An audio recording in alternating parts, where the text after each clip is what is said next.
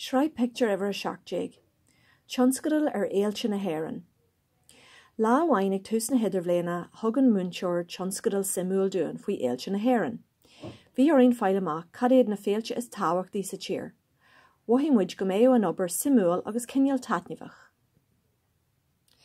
Bhí muid ag obair ar an turais go béireanna agus thugraí mis agus macara ceisna a chur ar haileach áirithe bhí ina chónaí béal doirislin.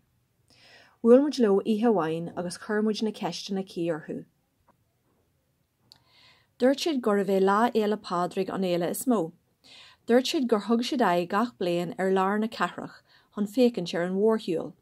San oíche chaith siad seall ag buint sult as an ceol tradiisiúnta. Bíhann leis na páistí ihe thabhna. Ba bhreailiú gléasú suas agus dul ó cheach go teach ag lorg millseán, brab nó bia a deireadís, agus bheith an crack go híntach.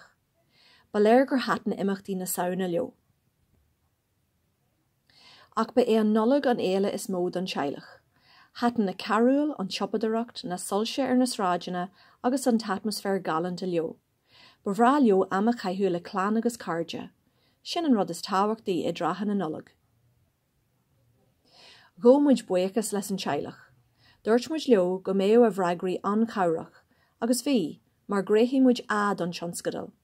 Ag bhí sé tiltte agin, mar a dearan seanachal, a cheart don sé a helé.